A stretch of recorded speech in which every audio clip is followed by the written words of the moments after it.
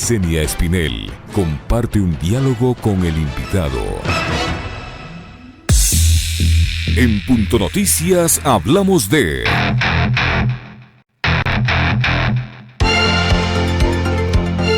La Cámara de Comercio de Quito, la Federación Ecuatoriana de Industrias del Metal, la Cámara de la Pequeña Industria y otros gremios del sector privado se reunieron este lunes 20 de enero de 2020 para solicitar al gobierno ecuatoriano que se ejecute una agenda de competitividad para los sectores sensibles de la industria antes de que se firme el acuerdo comercial con México. Dicha agenda de competitividad debería atender varios temas claves como la eliminación de aranceles e impuestos. Está previsto que en este mes de enero se lleve a cabo la primera negociación, siendo un requisito para que Ecuador forme parte de la Alianza del Pacífico.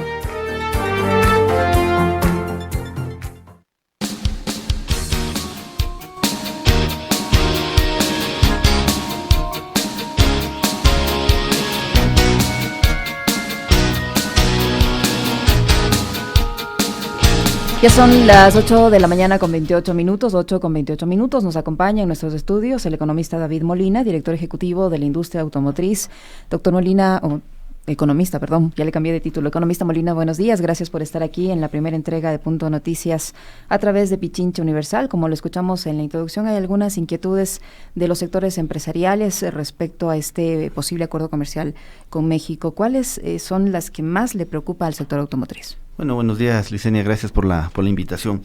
Primero, pongamos en contexto lo que está ocurriendo hoy en el país en términos de competitividad y en términos de la agenda comercial, y cómo nosotros vemos que hoy existe la oportunidad de converger en un gran acuerdo nacional que permita abordar los temas estructurales de la competitividad. El gobierno ecuatoriano definió políticamente entrar al bloque de la Alianza del Pacífico. Muchos sectores económicos, productivos, hace aproximadamente 7 meses hicimos un manifiesto público alertando de las dificultades que esto podría traer al sector productivo si es que se mantienen las condiciones estructurales de competitividad negativas, en este caso para el Ecuador. Y le pedimos en ese momento al gobierno que tome las riendas de una verdadera agenda de competitividad que vaya de la mano y que se vaya avanzando en la medida en que avance la agenda comercial. Resulta que lo primero no ocurrió y lo segundo ha avanzado a un ritmo, al ritmo que marca la política. Entonces nosotros no vemos que el gobierno esté poniendo al mismo nivel, en el mismo peso relativo, avanzar con la agenda comercial y avanzar con la agenda de competitividad. Es que es una decisión ya tomada. Toma en cuenta que en julio de 2020 se celebrará la cumbre presidencial de la Alianza del Pacífico y el gobierno ecuatoriano, como usted lo ha señalado, planea como meta que en ese evento se dé ya la bienvenida al Ecuador como socio pleno, y para ello ya se han adelantado las negociaciones correspondientes. Claro. Y México es uno de los más importantes socios comerciales y de inversiones del país. Ahora, usted lo ha manifestado con absoluta claridad. Responde a una agenda y a tiempos políticos, pero la negociación con México no puede responder a una agenda política. ¿Por qué? Porque lo que está en juego es el sector productivo, es el empleo de las personas que trabajan en ese sector productivo. Entonces, creemos ahí que las definiciones de una negociación, que el gobierno de alguna manera ya ha tomado esta definición, tiene que hacerse de manera técnica y no política. No se puede decir en julio vamos a estar adheridos en la Alianza del Pacífico sí o sí, porque eso significa de alguna manera que el gobierno estaría dispuesto a firmar cualquier cosa que se ponga sobre la mesa, y eso es lo que nosotros estamos alertando ahora. Estamos diciéndole al gobierno 3 cosas de alguna manera. A ver, si el gobierno ha definido que tiene que avanzar hacia una apertura comercial amplia, en la cual muchos sectores productivos que incluso firmaron el comunicado del día lunes y participaron en la rueda de prensa, estamos abiertos a determinar que el Ecuador tiene que mirar más allá de sus fronteras como un mecanismo para avanzar en sus condiciones económicas, mejorar su productividad y su competitividad. Pero no es posible hacerlo mientras se mantengan las condiciones de competitividad actuales. Voy a poner algunos casos muy concretos para que la ciudadanía pueda valorar lo que está pasando. El Ecuador, al tener el dólar como moneda, que es un activo importante para la economía y que todos los sectores productivos lo defienden y la ciudadanía en general lo defiende, genera unas condiciones de competitividad estructurales complejas. El Ecuador tiene un 30% de sobrevaloración de la moneda, lo cual significa que producir en el Ecuador, solo por el hecho de tener el dólar, es más caro. Y no estamos diciendo ni sugiriendo desde ningún punto de vista que hay que abandonar la dolarización, para nada, al contrario, hay que sostenerla. Lo que estamos diciendo es, busquemos mecanismos con el gobierno para compensar esos desajustes estructurales. De igual forma, en el tema laboral, los costos laborales son, en el caso del Ecuador, el doble que lo que cuesta el costo laboral en México. Y tampoco estamos diciendo que aquí hay que legislar para reducir salarios. Para nada. Lo que estamos diciendo es, dado que hay unas condiciones específicas, tanto en México como en el Ecuador, busquemos que en el Ecuador se ajusten esas condiciones de competitividad y se compensen de alguna otra manera. Tercer elemento, mientras en México desarrollan programas de fomento productivo, tienen un programa que se llama el PROSEC, que establece alrededor de 32 sectores productivos a los cuales el gobierno mexicano exonera de impuestos, no impuesto a la renta, sino aranceles a las materias primas, insumos y bienes de capital, para darle competitividad a esos sectores y así pues puedan exportar. En el Ecuador tenemos exactamente lo contrario, altos aranceles a la importación de materias primas, insumos, bienes de capital, un impuesto a la salida de divisas que no tienen en México, un impuesto a la salida de divisas que en el caso del Ecuador, por ley se tiene que devolver al sector productivo por aquellos insumos que se ha importado. Hay varios sectores, como el sector automotor, que ha sido discriminado y excluido de esos beneficios. Entonces la pregunta es, ¿tiene sentido una competencia así de desigual con un mercado mexicano que es gigante en comparación al nuestro, pero además México con unas condiciones de competitividad mejores que las nuestras y con unas políticas productivas mejor enfocadas en México que en el Ecuador? Creemos que las condiciones son adversas y vamos a tener resultados negativos. ¿Y ustedes están pidiendo una especie de subsidio? No estamos pidiendo subsidio, estamos pidiendo competir en igualdad de condiciones. Y me parece a mí que todos debemos sumarnos a ese pedido. No estamos diciendo no queremos competir, estamos diciendo queremos competir, pero en igualdad de condiciones. Si yo puedo traer un bien, un producto de México, y ese producto de México contó con unas condiciones específicas para su fabricación, derivado de unas políticas públicas bien enfocadas a ese segmento, lo lógico es que el producto ecuatoriano compita en las mismas condiciones. Lo que no podemos hacer es sugerir que compitamos en desigualdad de condiciones, que eso es lo que ocurriría en el Ecuador. Por eso que le hemos dicho al gobierno, resolvamos hoy lo que está en sus manos resolver. El día de mañana, el gobierno puede resolver la reducción de aranceles en materias primas, insumos y bienes de capital. El gobierno ya lo anunció. Esto fue un proceso ya anunciado. Se hizo poco, no se hizo todo. Se quedó en el camino un conjunto de reformas al arancel que los sectores productivos presentamos para su reducción, que no es igual que un subsidio. Es simplemente decirle al sector productivo, no te voy a cargar con unos impuestos en tu cadena productiva para abaratar tus costos y por lo tanto ser competitivos. Ahora, ustedes ya les han hecho llegar al gobierno las inquietudes, los temores que tienen. ¿Cuál ha sido la respuesta que el gobierno les ha dado? Bueno, las respuestas que el gobierno nos ha dado han sido públicas, ¿no? Es decir, el gobierno lo que nos ha dicho es, vamos a avanzar en la medida en que la caja fiscal así lo resista. Y es natural que el gobierno, o en este caso el Ministerio de Finanzas, así lo piense. El Ministerio de la Producción, yo lo he visto, tiene toda la buena voluntad de avanzar en los procesos para la reducción de aranceles, insumos, a los insumos y bienes de capital. Pero la ley lamentablemente determina que el que tiene poder de veto sobre esto es el Ministerio de Finanzas. El Ministerio de Finanzas está enfocado en cuidar la caja fiscal y no encuentra ese justo equilibrio. Nosotros entendemos la realidad del país, entendemos que hay una situación crítica desde el punto de vista fiscal. ¿Pero qué buscamos? Que se establezca un justo equilibrio entre lo uno y lo otro y no se desbalance, en este caso se incline la cancha a favor de una política fiscalista. Entonces, creemos que hay que abordar el problema de una manera integral y estructurar de una manera coherente una política pública. Si al final la caja fiscal no resiste, entonces establecemos una hoja de ruta. Bueno, este año podemos hacer esto, el próximo podemos hacer tal cosa, en el siguiente vendrán las reformas laborales, qué sé yo, cualquier cosa en esas condiciones. Pero yo le hago una reflexión.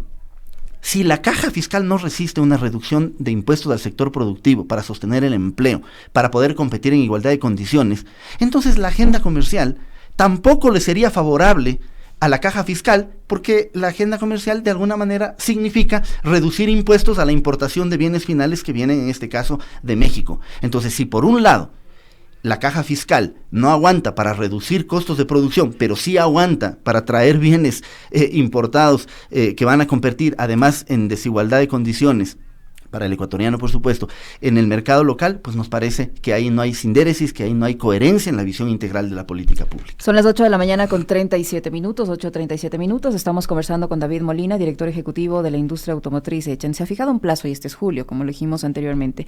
¿Qué puede pasar en específico para la industria automotriz si se llega a concretar este acuerdo comercial en esa fecha y no se han tomado todos estos correctivos? Bueno, si se llega a concretar un acuerdo comercial con México, sin corregir las condiciones de competitividad. Hoy la industria automotriz tiene sobrecostos por $2,000 por vehículo solo por impuestos en su cadena productiva. En el ensamblaje. En el ensamblaje automotriz. ¿Producto de qué? De los aranceles que se paga a los materiales importados de las ensambladoras. Debo reconocer, aquí quiero hacer un paréntesis, que hay dos regímenes.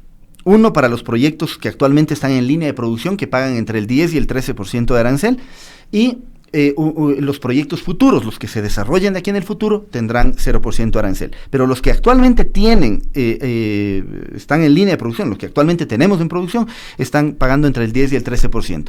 Los autopartistas, los fabricantes de asientos, amortiguadores, ejes, cardanes, ballestas, todo lo que se produce en el país, pagan altos aranceles en sus materias primas. Y el ISD, que a la industria no se le duele, son en total alrededor de $2,000 por vehículo.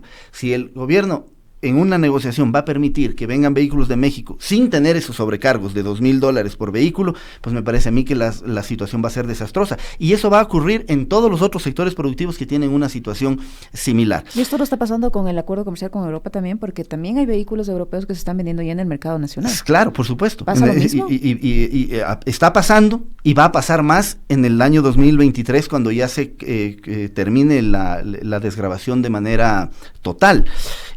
En el caso europeo pasaron del 2% alrededor del 7% en participación de mercado. Pero incluso en el caso de Europa es interesante porque Europa, los vehículos de Europa tienen otra gama, tiene otros segmentos y así han tenido una penetración importante. Y está bien, es decir, el acuerdo con la Unión Europea es un acuerdo positivo para el país. Lo que no puede permitir el país es que se desconecte el concepto competitividad con el concepto de agenda comercial. Con todo el respeto a mucha gente que analiza los temas comerciales, ellos creen que la agenda comercial es el principio y el fin de la competitividad. Es decir, abrimos los mercados y por arte de magia las empresas se vuelven eficientes porque les toca. No, yo personalmente creo y otros sectores creemos que la agenda comercial tiene que ser la expresión de una agenda de competitividad. Es decir, cómo yo entrego a los sectores productivos capacidades productivas para competir en igualdad de condiciones y sobre eso le abro mercados para que puedan ir y conquistarlos. Ciertamente, y no estamos diciendo que hay que hacer en 6 meses lo que no se ha hecho en los últimos 20 años en términos de competitividad, o 10 años, o 5 años, o los que correspondan.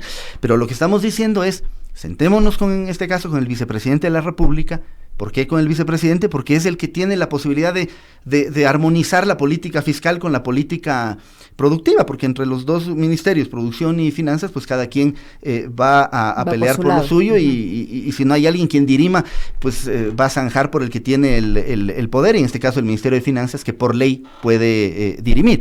¿Y hay predisposición en el vicepresidente de la República? ¿Ya les ha confirmado una fecha para recibirles? No nos ha confirmado. Yo entiendo que debe existir la predisposición, pues el presidente de la República le ha encargado a él precisamente presidir este comité de competitividad. Entonces, recientemente creado, por cierto. Claro, entonces finalmente es su responsabilidad, establecido en un decreto ejecutivo, y creo que frente a un pedido no de un sector, de alrededor de 10 sectores productivos, en donde 3 federaciones nacionales, me parece a mí que es lo suficientemente potente como para que el vicepresidente asuma, digamos, la invitación al diálogo, y nosotros también nos sumemos a ese proceso de diálogo que también el vicepresidente lo ha iniciado. Lo que nosotros hemos visto es que ese diálogo que se ha definido, digamos, en la agenda pública, nos parece a mí que este tema no ha sido abordado de una manera integral, y eso es lo que nosotros estamos pidiendo ahora que ocurra. Ahora, la competitividad no solo depende del tema estatal, también depende del tema del sector privado, del sector empresarial. ¿Qué está haciendo la industria automotriz para precisamente obtener esa o generar esa competitividad? No solo esperar que el Estado venga y le ayude y les dé todos los beneficios para concretar esa competitividad. Claro, a ver, primero la aclaración. No estamos pidiendo que el Estado nos ayude en términos de haznos un favor para poder competir o un subsidio para poder competir. Estamos pidiendo igualdad de condiciones. Eso es lo primero que hay que entender. Si en México no pagan impuestos para en su cadena productiva, en el Ecuador no tienen que pagar impuestos en sectores en la cadena productiva. Eso es lo natural en un margen en un proceso de negociación. Y no es un subsidio, no es un favor, es simplemente competir en igualdad de condiciones. Ya Ecuador tiene un problema con Colombia. De Colombia vienen desde hace muchos años vehículos completamente armados con 0% de impuestos en su cadena productiva, y el Ecuador paga altos impuestos en su cadena productiva, y eso ha hecho que Colombia pase una participación del 7 al 16% en apenas 2 años. Ahora, respondo a la pregunta suya sobre qué es lo que está haciendo la industria automotriz y las otras industrias en general. Por supuesto que la apertura o el cambio de visión que se está estableciendo hoy a nivel país obliga a que las industrias empiecen a ver más allá del mercado local y empiecen a reestructurar sus agendas productivas hacia la consolidación de mercados internacionales. Eso es lo que le toca hacer a la industria automotriz y le toca hacer a muchas empresas. Pensar en el mercado local con el tamaño de un mercado local, además con un mercado que está comprimido, digamos, en términos de su capacidad de compra, las perspectivas de futuro de la gente, el altísimo desempleo que hoy tenemos, es un mercado muy pequeño, y eso no le da a la industria automotriz la escala suficiente como para que pueda ser competitivo. Entonces, ¿qué es lo que está haciendo la industria automotriz? Es, aprovechando esta legislación que planteó el gobierno y que la aprobó, y la cual es muy positiva, y eso fue liderado en principio por el ministro de Producción y luego apoyado también por el ministro de Finanzas. Los proyectos futuros, los que se van a construir de aquí en el futuro, ya tienen una carga menor de impuestos, porque los CKDs al menos estarían exonerados de impuestos.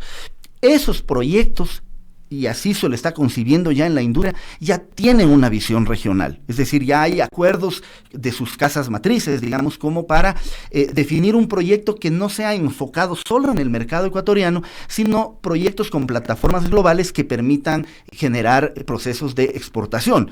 Eso significará que hoy, por ejemplo, que se están produciendo apenas 23,000 vehículos, un récord histórico a la baja, cuando en los años anteriores se habían producido 40,000 y años mucho anteriores se habían producido cerca de 80,000 vehículos. La producción de la industria automotriz ecuatoriana ha disminuido considerablemente. Cayó de 40,000 a 23,000. Entonces, es imposible generar un tema de competitividad con un volumen de 23,000 unidades, cuando las capacidades productivas dan para más de 100,000 unidades, cuando las plantas están trabajando con el 20% de capacidad. Si el mercado interno no da para absorber esa capacidad productiva, tenemos que mirar fronteras. Pedimos, por ejemplo, nosotros que en el acuerdo con Guatemala, usted habrá escuchado ahora este proceso de integración con Guatemala, pedimos que la industria automotriz también sea incluida en el tema, porque tenemos algunas oportunidades de poder exportar a Centroamérica. Las industrias, las plantas están buscando alianzas estratégicas para vender en la región, y ese es un cambio importante dentro de la visión empresarial que me parece a mí absolutamente relevante. Entonces, no estamos rehuyendo la responsabilidad que tiene que tener el propio sector productivo para mejorar su competitividad, pero también se requiere de un gobierno que enfoque la política productiva e iguale condiciones de competitividad con aquellos países con los cuales se quiere tener un bloque de libre comercio. Ahora, a todas las causas que usted ha mencionado, ¿qué se suma para que, por ejemplo, en el año 2010 se ensamblaron 76,256 unidades en el país? ¿Por qué la baja tan considerable al momento? Además de estas causas que usted ha mencionado, ¿qué ha hecho que la industria automotriz haya bajado tanto su producción? Bueno, hay varios factores. Yo diría que uno de los principales causas que están motivando este cambio claro es la apertura amplia que hoy tenemos en el mercado. Uh-huh. Usted recordará que entre el año 2012 y el año 2016 se rigió un esquema de cupos de importación. Ya fue liberado. Claro, que se liberó en el año 2017 y ahí convergieron dos momentos, ¿no? O sea, uh-huh. Se liberaron los cupos de importación y se abrió el mercado de la Unión Europea. Y al abrirse los mercados, ingresaron muchísimos vehículos, por ejemplo, de China, que tienen hoy, ya es el principal origen de las importaciones de vehículos. China, que casi no pesaba, supera ya al largo a la Unión Europea y supera ya a los vehículos ensamblados en el país. Uh-huh. Están por ahí, o sea, Ecuador 20%, China 21% en participación. Entonces, ¿qué confluye alrededor de todo esto? Confluyen dos factores. Primero, cuando el gobierno puso los cupos de importación en el año 2014 y arrancó en el año 2015, para compensar la pérdida tributaria de la reducción de los cupos, el Ministerio de Finanzas de la época reflexionó y dijo, como voy a importar menos, voy a cobrar menos impuestos por importación, entonces vamos a ponerle un arancel a los materiales de importación de la industria del ensamblaje. ¿Ya? ¿Por qué eso no era tan grave en ese momento? Porque había cupo. Uh-huh. Es decir, no se podía tener una importación masiva de productos uh-huh. Sin pagar impuestos, en el caso de Colombia, por ejemplo, porque había un tema de cupo. ¿Qué ocurre? Que cuando se liberan los cupos, ya en el año 2017, un poquito antes, en el último trimestre del 16, el gobierno resuelve quitar los cupos, pero resuelve no resolver el problema de los costos de producción de la industria del ensamblaje. Entonces le deja en absoluta desventaja a la industria automotriz respecto de los vehículos colombianos, por ejemplo. Yo no sé si los oyentes no nos van a poder ver pero nos siguen por redes sociales, que nos están siguiendo. Mostrar usted puede ver aquí en este gráfico cómo los vehículos que vienen de Colombia duplicaron su participación de mercado. ¿Por qué? Porque de Colombia se puede traer vehículos sin pagar impuestos, mientras que producir en el Ecuador hay que pagar altos impuestos. Entonces, esta política, ¿en qué se transformó? ¿De Colombia se pueden traer vehículos sin pagar impuestos o en Colombia se producen vehículos que no se pagan los impuestos? En Colombia se producen vehículos sin pagar impuestos y el Ecuador los importa sin cobrar impuestos. Yeah. O sea, los arancelarios, ¿no? Uh-huh. El ICE, el IVA, esos obviamente sí. Entonces, pongámosle un ejemplo para que la ciudadanía nos entienda. Un vehículo que no voy a decir marcas por obvias razones, pero un vehículo que se produce en Colombia que compite con un vehículo que se fabrica en el Ecuador. La pregunta que se hace el productor es, ¿dónde produzco el vehículo? ¿En el Ecuador, que tengo que pagar estos impuestos? ¿O en Colombia, que no tengo que pagar impuestos, pero que además para vender en el Ecuador no tengo que pagar impuestos? Pues desplazo mi producción a Colombia. Entonces se transformó en una política que restó empleo a la industria ecuatoriana y favoreció al empleo en la industria colombiana. La industria automotriz perdió, en los últimos 3 años, ha perdido 2.700 empleos. En este último año, o sea, en el año pasado, digamos, en el año 2019, ¿cuántos? Perdimos 700 empleos. A nivel nacional. En toda la cadena productiva. Entonces, creemos que tenemos argumentos suficientes como para decirle al gobierno que en un ambiente de corresponsabilidad, yo estoy muy de acuerdo con usted, de corresponsabilidad del sector público y del sector privado, en donde el sector privado en este caso también mire y anuncie nuevos proyectos de inversión, de encadenamiento respecto de una política pública, a nosotros nos parece que eso es lo mínimo que necesitamos hoy para enfrentar un desafío como el que está planteando hoy el gobierno. No hacerlo nos parece que es un salto al vacío que puede ser muy, pero muy peligroso para todo el sector productivo. Al inicio del gobierno, el ministro de Comercio anunciaba inversiones extranjeras elevadísimas que lamentablemente hasta la fecha no se han concretado en un 100%.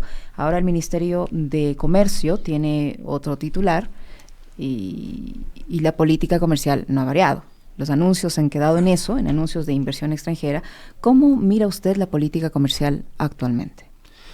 Bueno, yo creo que yo miro a la política comercial como o mejor dicho, la veo desconectada de la política industrial o de la política productiva. Y a mí me parece que ese es el grave error que se comete, porque no se trata de ir y hacer ferias para vender más productos cuando los productos no son competitivos. Le pongo un ejemplo. La Unión Europea, un acuerdo bueno, en números un acuerdo positivo.